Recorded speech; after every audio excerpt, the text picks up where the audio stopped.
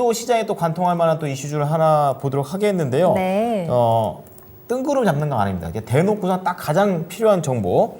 자, 아듀 셀트리온 헬스케어가 되겠습니다. 네. 예, 그래가지고 자. 이 헬스케어를 도대체 어떻게 해야 되나. 예, 지금 궁금증들이 많으실 것 같은데요. 자, 이제는 네. 합병이 코앞입니다. 맞아요. 그렇기 때문에 이걸 어떻게 해야 될지 알아보겠습니다. 이제 다음 주 월요일부터 당장 셀트리온 헬스케어가 매매 정지에 들어가기 때문에 그쵸? 이 셀트리온과 셀트리온 헬스케어 관련해서 대응할 수 있는 시간이 이제 내일 하루밖에 남지 않았거든요. 그래서 오늘 저희가 이슈를 통해서 좀 살펴보면서 내일장에 관련 종목들 내가 어떻게 대응을 해야 되는 건지 또 상장 이후에 합병 이후의 흐름까지 그쵸. 한번 체크를 해보시면 좋을 것 같습니다.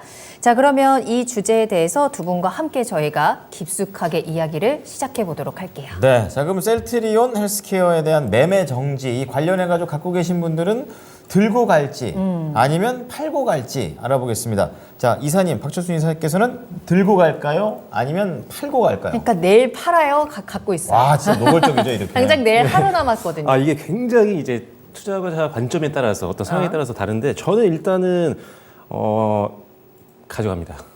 들고 가자. 들고 가자. 안 판다. 자, 그리고 대표님은요? 송가람 대표께서는요? 네, 저는 일부 정리하자라는 의견을 드리겠습니다. 알겠습니다. 살짝 갈리네요. 그렇습니다. 갑자기 신나네요. 자, 이렇게 갈렸을 때 다 근거가 네, 있겠죠. 자, 맞아요. 이사님부터 보겠습니다. 들고 가자. 네. 왜 그렇습니까? 일단은 중장기적인 관점에서는 들고 가도 크게 문제는 없을 것 같아요. 중장기요? 왜냐하면 네. 사실 전체적으로 지금 셀트리온 그룹주에 대해서 우려감보다는 기대감이 더 많다라는 생각이거든요. 그렇긴 하죠. 이게 사실 합병이 되면 단점으로는 뭐 재고에 대한 어떤 부담을 떠안아야 되는 부분들, 셀트리온이. 그리고 나서 이제 둘이서 거래하는 게 없어지는 거잖아요, 어떻게 보면은. 맞아요. 그러다 보니까 이제 재고 축적을 하기 위한 물량 매출이 이제 어떻게 보면은 인식이 이제 안 될 수가 있습니다, 회계적으로. 그래서 그런 것들이 약간은 두 개 회사를 따로 봤을 때보다 합쳤을 때 실적이 좀 적게 나올 수 있는 부분들은 있거든요. 근데 그거는 이제 합병 때문에 생긴 거지 악재는 아니라고 보는 거고요. 네. 이게 단점이라면 단점이고 나머지는 사실 기대감이 너무 많아서 그리고 셀트리온 헬스케어만 정지가 되고 이제 셀트리온은 계속 유지가 되는 건데 셀트리온 헬스케어가 합병했을 때 사실 셀트리온이 많이 올라가 있다면 사실 단기적으로는 부담이 될 수 있거든요. 네. 하지만 중장기적으로는 일단 합병한 이후에 뭐 사실 이 회사 갖고 있던 뭐 투명성도 이제 제고가 되고 비용도 절감이 되고 여러 가지 시너지가 날 수 있는 부분들이 있기 때문에 저는 굉장히 뭐 중장기로는 좋게 보고 있고 네. 사실 내년에도 사실 좋은 부분들이 굉장히 많이 있거든요. 뭐냐면 지금 아시다시피 램시마 SC 같은 경우도 굉장히 호평을 많이 받고 있는 상태고 그다음에 유플라이와도 마찬가지입니다. 그리고 이제 미국에서 이제 승인이 났어요. 이 램시바 이름을 보니까 램시마 SC가 미국 브랜드명이 진펜트라예요. 이게 지금 최근에 이제 허가를 받아서 내년에 또 팔 예정이 있습니다. 추가적으로 계속 이제 이슈들이 생길 거라고 보고 있기 때문에 저는 굉장히 좋게 보고 있는 겁니다. 일단 추가적으로 하나 더 있다면 지금 최근에 두 개가 이제 합병을 하면서 올랐잖아요. 네네. 기대감으로. 예. 그런데 또 있습니다.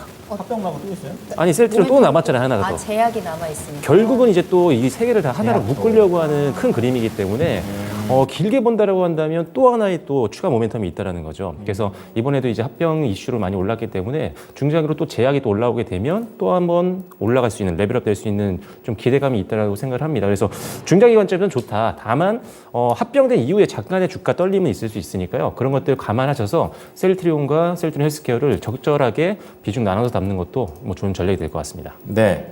자, 그러면 제약 관련해서 셀트리온 제약을 갖고 계신 분들도 그럼 중장기 관점에서 똑같이 계속 가지고 가면 되겠습니까? 그런 면에서 그 투자 포인트라면 저는 그렇게 보고 있는 거고요.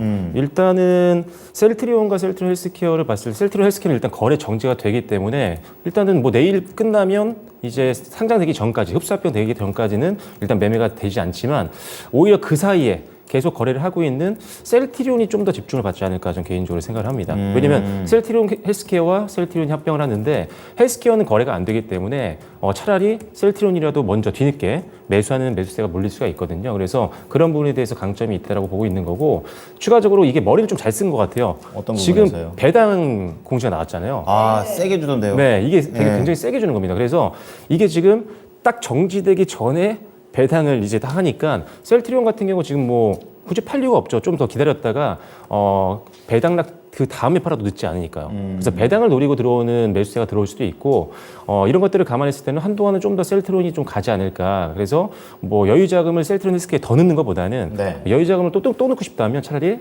단기적으로 봤을 때는 셀트리온에 좀 넣는 게 저는 더 좋겠다라고 보고 있는 거고 단 하나 또 예전 같으면 굉장히 걱정이 될 수 있어요. 이렇게까지 말을 못했지만 지금은 공매도가 없잖아요. 맞아요. 이게 그래서 조금 더 제가 네, 편하게 네. 말할 수 있는 것 같아요.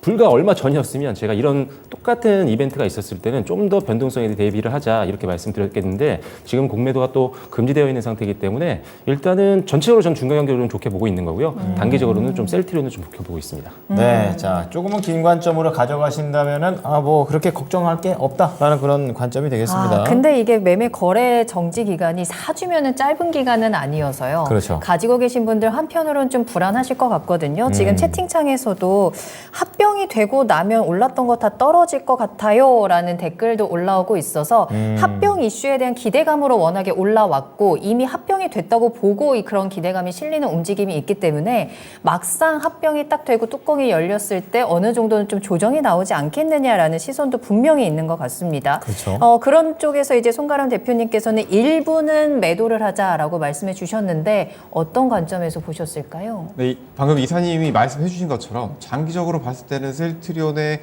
굉장히 좋은 이슈들이 많이 있죠. 특히나 이 램시마 부분, 이 셀트리온과 헬스케어 3분기 최대 실적을 램시마가 견인을 했기 때문에 이 점에 있어서는 추가적으로 좋은 흐름이 나올 수 있겠다라는 점도 우리가 볼 수가 있겠죠.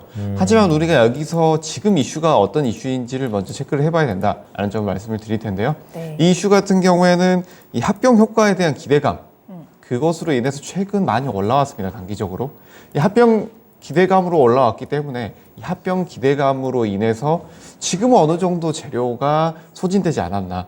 그래서 이 호재가 어느 정도 이미 밝혀진 호재, 그리고 시장에서 전반적으로 나와 있는 호재, 모두가 알고 있는 호재들은 우리가 그만큼의 기대를 미치지 못하는 경우가 많이 있었다라는 관점에서는 단기적으로 많이 올라왔으니까 네. 조금은 주의를 해볼 필요가 있지 않겠느냐라는 관점에서 이 셀트리온 헬스트론 같은 경우에는 이 매매정지 이슈와 그리고 합병 이슈 같은 경우에는 이 배당 기대감 그리고 합병 효과, 패시브 자금 기대감까지 그 외에 이런 다양한 기대감을 가지고 있지만 단기적으로 봤을 때 지금은 어느 정도 차익 실현을 해야 되는 부분이 아닐까, 이 부분을 함께 말씀을 드리겠고요. 그리고 제약주 부분에 있어서도 이 셀트리온 같은 경우에는 이런 다양한 부분이 있겠지만 무엇보다도 램시마의 이런 다양한 부분, 여기에서 수익이 나오고 있는 부분이 있고 그 외에도 이제 셀트리온 같은 경우에는 이 바이오시밀러에 대한 굉장히 큰 강점을 가지고 있죠.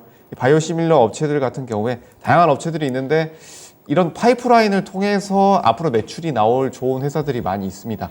셀트리온은 어느 정도 바닥권에서 올라왔기 때문에 제약주들 중에서 이런 바이오시밀러 업체들 중에서도 아직까지 부각받지 않는 바닥권에서 매출이 많이 나올 수 있는 종목군들이 있기 때문에 이런 회사들을 함께 발굴해 보는 것은 어떨까라는 의견도 함께 드리겠고요. 우리가 이런 바이오시밀러 외에도 제약주들은 제가 전반적으로 지금은 어느 정도 전체적으로 노려봐야 되는 시기다라고 보여지는데 네. 이런 바이오시밀러 외에도 집중적으로 우리가 봐야 하는 섹터가 몇 가지가 더 있습니다. 바로 특수 제품군들이라고 할 수가 있겠는데 네. 이 제품군들 같은 경우에는 매출 부분에 있어서 굉장히 좀 더 이런 바이오시밀러 업체들보다 좋은 더 많은 매출 부분에서 이익이 나올 수 있다라는 부분을 보실 수가 있겠는데 특히 이런 바이오주들 중에서 최근에 단기적으로 이슈가 나왔던 것들은 이 희귀질환 치료제들 중에서도 당뇨라든지 그 외에 이런 비만 치료제, 네. 탈모 치료제 이런 치료제 관련해서 큰 부가가치를 가지고 있는 회사들이 몇 가지가 있습니다. 이 회사들도 다시 한번 부각을 받을 수 있기 때문에 지금은 이렇게 이슈가 노출되고 단기적으로 상승해 있는 셀트리온도 뭐 장기적으로는 괜찮습니다. 하지만 여기에서 우리가 다른 제약주들도 함께 살펴볼 시기는 아닌가라는 점도 함께 말씀을 드리겠습니다. 그럼 셀트리온보다 조금 더 이 투자적인 측면에서 변동성이 커가지고 초보 투자자들한테는 이런 부분들이 좀 어렵지 않을까 이런 생각도 하는데 차라리 내가 투자를 못하면 셀트리온에 그냥 앞날을 보고 중장기로 가는 게 조금 더 유리한 면이 있지 않을까요?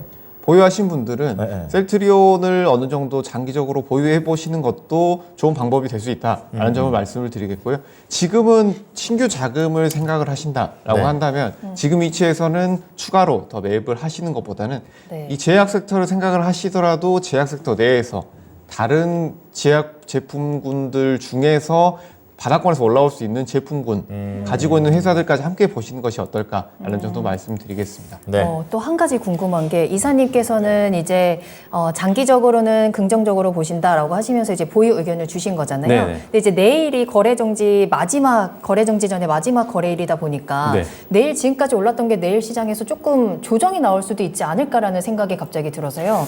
만약에 내일 조정이 나온다면 내일 매수를 하는 건 어때요? 신규로 미리? 아, 오히려. 오히려 길게 봐서 잘 간다. 내일 좀 떨어진다. 약간 괜찮을 것 같기도 해요. 내가 내일 매수를 하겠다. 괜찮아요? 갑자기 샘솟아요. 종가 괜찮아요? 약간 고민을 좀 해볼 수도 있을 것 같긴 해요. 그래요? 지금 가격이 좀 부담되시는 만약에 분들은. 내려간다면? 근데 일단은 내일 만약에 빠진다면 사실 네. 어떤 이 전반적인 이 합병에 대한 구조를 이해하고 빼는 뭐 자금이라기보다는 네. 정말 원래 기간이 정해져 있는 단기성 자금들 아니면 이 긴 시간을 기다리지 못하는 그래서 약간 그쵸. 홀딩을 잘 안 하시는 투자 성향을 네, 갖고 네, 있는 네. 분들의 자금이 빠질 것 같고요. 일단은 합병 이후에 약간의 변동성은 나올 수 있겠지만 좋게 보는 이유가 아까 이제 1월 달까지 상당히 많이 남았잖아요. 그쵸. 근데 1월 달에 이제 상장이 됐어요. 다시 합병이 됐어요. 완전히. 그래서 이 통합된 셀트리온으로 이제 주식이 시작을 합니다. 네. 그랬을 때 변동성이 생길 수 있지만 2월 달에 이제 아까 말씀드렸던 이런 이슈들이 있어요. 이 회사 같은 경우 아까 이제 미국의 이제 브랜드였죠. 아까 짐펜트라. 이게 2월에 출시 모멘텀이 있단 말이에요. 근데 아시다시피 이 제약바이오 쪽은 이런 모멘텀들이 굉장히 중요합니다. 일정들이. 그래서 이런 것들이 좀 받아줄 수 있을 것 같고, 그 다음에 지금 아까도 말씀드렸다시피 공매도에 대한 부담감이 좀 없다라는 게 사실 변동성을 줄여줄 수 있는 대표적인 예 중에 하나거든요. 그래서 이런 부분들이 좀 변동성, 그러니까 약간의 변동성은 감안하셔야 됩니다. 네, 항상 네. 합병됐을 때 딱 그때 그런 건 있어야 되겠지만, 저는 일단 중장기로는 좋다라고 봐요. 그래서 방금 말씀해 주신 것처럼 내일 오히려 빠져서 나는 좀 여유 자금으로 찬스다. 난 들어가 보고 싶다 하면 오늘 종가에 들어가는 것보다 내일 종가에 들어가는 게 더 그렇죠. 더 그럴 수 유리한 있죠. 가격에 들어갈 그럴 수 수 있기 있죠. 때문에 저는 굉장히 뭐 괜찮은 전략이 될 수 있다고 생각합니다. 아, 좋은 질문이죠. 하지만 그게 전부 다 거기다 넣지 마시고요. 그렇죠. 저는 제일 좋은 거는 네. 두 개를 병행해서 넣는 게 제일 좋다라고 봐요. 지금 사실 오늘 제가 잠깐 그 수급을 보여드리면 네. 셀트리온 같은 경우는 기관들이 오히려 엄청 오늘 외국인들의 매도세를 받아줬거든요. 왜냐면 단기적으로 봤을 때 기관 쪽에서는 좀 더 오를 수 있겠다라는 점을 부각을 한 것 같아요. 왜냐면은 아직 이 회사는 정지가 안 되기 때문에. 네. 근데 반면에 헬스케어는 그런 매력이 없냐? 이렇게 네. 볼 수가 있지만 헬스케어도 마찬가지로 이번 반대로 갔어요. 외국인들은 오히려 오늘 또 대량 매수를 했고요. 기관들이 좀 던지긴 했지만 오히려 금융투자는 또 많이 샀어요. 네. 그래서 약간 단기 성향이 있는 금융투자는 오히려 샀다는 걸 봤을 때는 요 약간 거래 정지 기간은 좀 부담이 될 수 있고 그 사이에 악재가 나올 수도 있겠지만 뭐 특별히 악재가 나올 건 없는 것 같고 합병 이후에 시너지 효과에 대한 기대감이 더 많은 상태이기 때문에 베팅을 하고 있는 걸로 보입니다. 그래서 저는 둘 다 매력이 있기 때문에 왜냐면 이게 만약에 지금 거래 헬스케어 정지 앞두고 그리고 너무 고점까지 올라와서 가격적으로 굉장히 부담이 많이 되는 상황이라면 지금 던질 거란 말이에요. 네. 둘 다 던질 수밖에 없는 상황이거든요. 네. 근데 강하게 사고 있어요. 한쪽은 기관이, 한쪽은 외국인이. 분명히 이게 의미가 있는 수급이거든요. 그래서 일단 둘 다 저는 좋게 보고 둘 다 혹시 모를 변동성을 대비해서 두 개 다 공평하게 매팅을 하는 게 저는 맞다라고 보는 겁니다. 좋게 보고 있습니다. 알겠습니다. 네. 분위기 좋네요. 자, 네. 그러면 조금 더 노골적으로 제약바이오 쪽에서 관련해서 최근에 제일 많이 방송 중에 들었던 거는 JP모건 헬스케어, JP 맞나요? 네, JP모건 헬스케어 컨퍼런스죠. 이름 너무 어려워요. 어쨌든 그 관련해서 일정들이 계속 있다 보니까 여러 가지 이런 제약바이오에 대한 모멘텀이 생기면서 여기서 종목을 좀 하나 둘은 내가 담아놔야 되는 거 아닌가 이렇게 좀 고민하시는 분들도 계실 것 같아요. 네네. 네, 그래서 이거에 대해서 여쭤봅니다. 이사님, 제약바이오 종목 편입을 지금 해야 돼요? 안 해야 됩니까? 하나쯤은 가지고 있어야 될까요? 가지고 있을 만한데 전체적으로 아닙니다. 뭐라고요? 그 yes or no Yes 일단 or no 이렇게 짧게. 하면요. 예. 질문 있어요, 다시 한번 없어요? 디테일하게 그러니까 지금 해주십시오. 내 포트에 네. 제약바이오 종목을 하나쯤은 편입을 해야 할까, 될까요? 말까? 안 해야 될까요? 한다. 한다. 네. 한다고요? 송가람 대표님께서는 네, 저도 한다로 하겠습니다. 한다. 알겠습니다. 좋아요. 그러면 어떤 종목을 담아야 하는지가 또 중요하기 때문에 한번더 가는군요. 왜 편입을 해야 되는지와 함께 나라면 그럼 이 종목을 가져가겠다. 아유. 하나 종목을 찝어주신다면요. 지금 들어가는 거죠. 그쵸? 그렇죠. 지금부터. 네. 내일- 지금 셀트리온입니다. 셀트리온 가고요. 송가람 대표님은요? 네, 저는 한미약품 하겠습니다. 오, 갈려졌어요. 좋아요. 자, 셀트리온은 앞서서 중장기적인 매력까지 다 얘기해가지고 추가적으로 또 어떤 걸 더 들어야 될까요? 너무 그냥 이어서 가시는 거 아니에요? 새로운 종목 안 가져오시고? 그게 아니라 아까 너무 다 얘기해가지고 아, 그래요? 일단은 뭐 이 미국 시장에서의 어떤 아까 말씀드렸던 램시마이스시 미국 브랜드 이거 네. 출시 기대감이 일단 있는 거. 그래서 일정 자체가 일단 있습니다. 제약바이오에 이 일정이 있는 게 굉장히 중요하잖아요. 네. 그리고 지금 이 시너지 효과에 대한 기대감이 계속 있는 상태고, 그리고 길게 보더라도 아까 말씀드린 것처럼 셀트리온 제약에 대한 추가적인 합병 이런 이슈들도 나올 수가 있기 때문에 길게 넣기에는 굉장히 좋은 모멘텀들이 많이 있다라고 보고 있는 거고요. 네. 뭐 수급이 지금 줄어든 것도 별로 아니고, 그리고 충분히 지금 실적이라든지 3분기 실적이라든지 그리고 내년 이제 뭐 바이오시밀러 쪽도 계속적으로 견조하게 성장할 것으로 보고 있는 상태고요. 거기다 추가적으로 봤을 때 이건 뭐 제약 바이오 전반적인 내용일 수 있겠지만 네. 일단 오늘 또 이제 전일 이제 금리 인하에 대한 내용들이 좀 더 그렇죠. 긍정적으로 많이 바뀌었잖아요. 네. 금리 인하 횟수도 3회 쪽으로 가고 있는 상태고, 그래서 긴축이 이제 종료되면 당연히 금리 인하 되면서 성장주들은 이제 부담이 좀 많이 덜해질 겁니다. 그래서 전체적으로 많이 움직일 수 있고, 셀트리온이 지금 많이 올라온 것처럼 느껴지지만 과거 차트로 보면 사실 그렇게 많이 올라온 게 그럼요, 아니거든요. 그럼요. 제가 지금 화면을 띄워놨는데, 자, 지금 2020년, 29년, 20년 말 이때 최고가가 37만 원이었어요. 근데 지금 18만 원대입니다. 네. 근데 실적은 굉장히 좋단 말이죠. 지금 충분히 더 갈 여지가 남아있기 때문에 중장기로 넣기에는 사실 제약바이오에서 꼽을 회사가 그렇게 저는 개인적으로 많지 않다라고 보거든요. 대부분 이제 기술승계 탄생 종목도 많고, 그래서 실적이 안 나오는데 기대감으로 하는 종목들이 많다 보니까 그냥 오랜 기간 동안 넣어놓기는 좀 불안한 면들이 많죠. 하지만 이 종목은 그런 건 아니고 워낙 또 주가 부양에 대해서 또 신경을 또 많이 쓰고 있는 회사이기 때문에 네. 저는 일단 단기도 괜찮은 것 같고요. 네. 그리고 중장기도 좋게 보고 있습니다. 좋네요. 자, 이번에 한미약품인데 30만 원대, 한미약품은 71만 원까지 갔었기 때문에 좀 더 클래스가 다른 그런 설명을 좀 들어보도록 하겠습니다. 이거는 어떤 포인트 좀 보고 계세요? 한미약품 같은 경우에는 예전에 이제 기술 수출을 하면서 굉장히 크게 부각을 받았죠. 이 한미약품 같은 경우에는 이런 기술적인 수출 외에도 다양한 파이프라인을 가지고 있고 또 연구 개발에도 집중을 하고 있는 회사입니다. 네. 이 회사 같은 경우에는 기존의 이런 이슈 외에도 우리가 이런 제가 방금 전에 말씀드렸던 기존의 이런 바이오시밀러 외에도 다양한 파이프라인을 가지고 있는 회사를 주목을 해봐야 된다라고 말씀을 드렸죠. 네. 그 회사들 중에 대표적인 회사다라고 보실 수가 있겠습니다. 이 한미약품 같은 경우에 뭐 희귀 질환 같은 경우에 뭐 다양한 희귀 질환이 있을 수 있겠는데, 이 한미약품 경우에는 비세포폐암 환자로 하는 치료제를 현재 개발하고 있습니다. 이 치료제 같은 경우에는 환자가 뭐 미국 내에 7,200명 미만으로 굉장히 적지만 이 희귀 질환 같은 경우에는 약가가 굉장히 비쌉니다. 그 외에도 매출이 그렇게 높지 않더라도 여기에 따른 수익성이 굉장히 높기 때문에 여기에 있어서는 그렇죠. 네. 우리가 집중적으로 확인을 해봐야 된다라는 점을 말씀을 입장에서. 드리겠고요. 네. 그리고 그 외에도 뭐 고인슐린 혈증 치료제, 그리고 단장 증후군 치료제 등 다양한 이 희귀 질환 치료제를 가지고 있습니다. 국내 기준으로는 2만 명 이하 질환을 희귀 질환으로 정의를 하고 있는데요. 뭐 약가가 높다라고 말씀을 드렸는데 어느 정도냐라는 점을 말씀을 드리면 네. 일반 약가 제품들에 대비해서 5배 정도 굉장히 높습니다. 이 단순히 5배가 높다라는 점만 우리가 체크할 것이 아니라 독점적인 지위를 누릴 수도 있겠죠. 처음에 우리가 뭐 대표적인 약품 같은 경우에는 뭐 비리어드 같은 간염이나 간암 치료제가 처음 나왔을 때 네. 굉장히 혁신적인 제품이었습니다. 그 이전 같은 경우에는 간염, 간경화, 간암으로 가는 이런 프로세스 속에서 사망률이 굉장히 높았죠. 하지만 이 제품이 개발이 되면서 완치율도 높아지고 사망률도 드라마틱하게 낮아졌습니다. 지금은 어느 정도 제넥 제품들이 쏟아지고 있지만 여기에서 독과점 지위를 누리고 있는 동안 굉장히 강한 상승이 나왔습니다. 그리고 이 회사들이 굉장히 커질 수 있는 부분도 있기 때문에 이 독과점 지위 부분도 무시할 수 있는 부분이 아니다라는 점도 볼 수가 있겠습니다. 뭐 하나 더 예를 들자면 뭐 화이자 같은 경우에도 네. 뭐 많이들 아시는 것처럼 뭐 비아그라 같은 제품이라든지 화이자는 또 혈관 제품으로 또 굉장히 유명한 제품들을 가지고 있기 때문에 이런 독과점 시장을 가지고 간다라고 한다면 그 회사가 굉장히 크게 퀀텀 점프 할 수 있는 그런 구간도 나올 수 있을 것이다 라고 말씀을 드리겠고요. 그리고 이런 국제적인 글로벌 시장 같은 경우에도 희귀의약품 시장 같은 경우에는 24년, 25년 매년 10% 이상 성장할 것이다 라는 레포트가 나오고 있기 때문에 이런 시장 전반적인 파이가 커지는 것도 우리가 기대를 해볼 수 있겠다라는 점을 말씀을 드리겠습니다. 그리고 또 한 가지 이 사이트를 보자면 네. 최근에 비만 치료제 관련해서 종목군들이 이슈가 있었던 종목군들이 굉장히 많았습니다. 이런 비만 치료제 시장 같은 경우에도 지금 다양한 질병들이 많이 나오고 있지만 현대인 같은 경우에는 이 웰빙 열풍이 돌면서 거기에 또 다른 이면으로 비만이 굉장히 큰 이슈가 되고 있죠.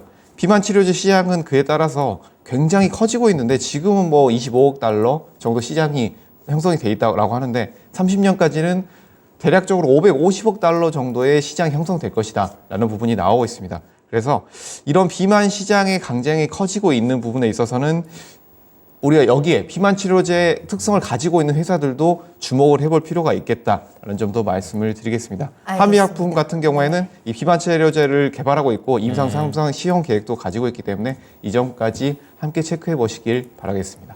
네. 네, 자 오늘은 이 셀트리온 헬스케어와 관련돼 가지고 좀 파고 들어가면서 과연 우리가 제약바이오에서 어떤 종목들까지 지금 담아야 되느냐. 박철순 이사께서는 셀트리온으로 좀 더 포인트를 맞춰서 중장기 관점에서 긍정적으로 봐주셨고요. 네. 송가람 대표께서는 이제 희귀 질환과 관련된 그러니까 단가가 아주 강한 그런 한방 있는 약들이 있는 한미 약품을 선택을 좀 해주셨으니까 참고해 보시기 바랍니다.